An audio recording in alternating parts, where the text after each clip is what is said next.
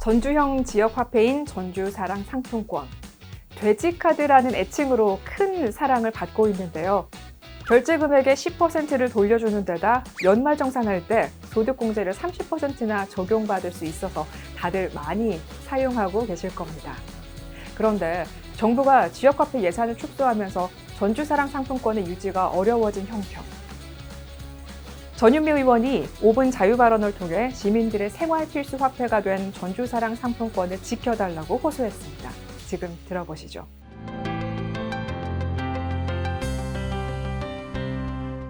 오늘 보은 의원은 지역 화폐에 대한 정부의 국비 전액 삭감을 규탄하며 전주사랑 상품권 장기 운영 방안 마련을 촉구하기 위하여 이 자리에 섰습니다.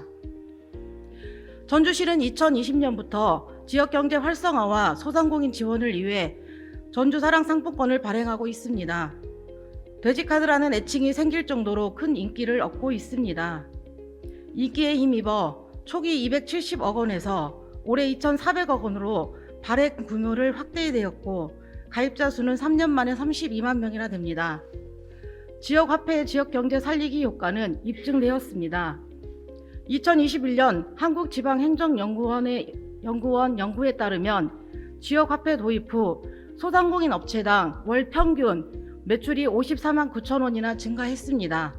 사용처를 전통시장과 소상공인 업체로 제한하고 지역 내에서 소비가 이루어지는 선순환 구조를 만들고 특히 소비자에게 캐시백 제도와 소득공제 혜택을 제공해 시민들에게 요긴한 소비수단이 되어줬습니다.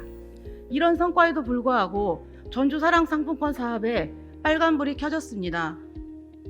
정부는 지난해 지역화폐 예산을 절반까지 줄이더니 내년 예산은 한 푼도 배정하지 않았습니다.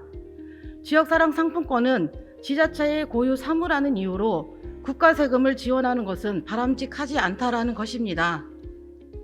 코로나 이후 임금과 고용시장의 양극화가 심화되면서 시민의 살림살이가 위협받고 있습니다. 지금은 국가 재정도 중요하지만 민생 경제를 살려야 할 때입니다. 정부가 지자체 고유 사무이다, 아니다를 따지고 재정 건전성만을 앞세워 지역화폐 예산을 삭감한다면 소상공인들의 어려움은 계속될 것이며 이제 곧 지역 경제 붕괴로 이어질 것입니다. 더불어 관련 예산이 필요하다면 지자체에서 재원을 마련하라는 정부의 주장은 지방 재정 현실을 몰라도 너무 모르는 얘기입니다. 전주시의 재정 자립도는 23.95%로 집계됐는데요.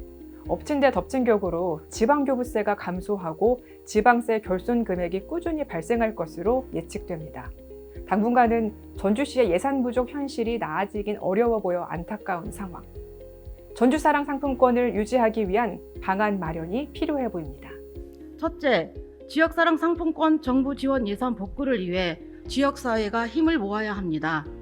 전라북도가 지난해 12월 실시한 설문조사에 따르면 지역화폐가 계속 유지되어야 한다라고 응답한 전북도민이 87%나 됩니다. 전주시는 지역 정치권, 타 자치단체들과 손을 잡고 지역화폐 정부 예산을 되살리기 위해 총력을 기울여야 합니다. 둘째, 2024년 국비 지원이 없을 경우를 대비해 전주시 자체 예산 확보 방안을 강구해야 합니다. 지자체의 경제 활성화 정책 중 지역 화폐만큼이나 즉각적인 효과를 나타내는 정책이 있습니까? 소상공인을 살리기에 가장 효과적인 민생 경제 정책이 지역 화폐라면 내년에도 사업 예산 중 낭비성 투자 예산을 줄이고 어렵더라도 자체 예산으로 운영할 대책을 수립해야 합니다.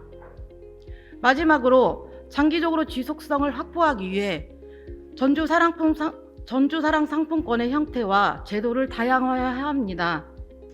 윤석열 정부에 들어 지역 화폐에 대한 지원 예산 삭감 기조가 반복되고 있습니다. 지역 화폐가 정부 예산에 따라 오락가락하는 것을 막기 위해 자립 시스템을 만들어야 합니다.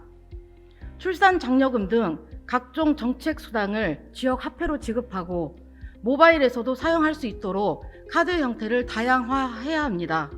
소상공인과 서민들을 위해 지역경제 버팀목인 지역화폐가 계속 운영될 수 있도록 절박하고 간절한 마음으로 적극 노력해 주시기를 바라며 발언을 마치도록 하겠습니다.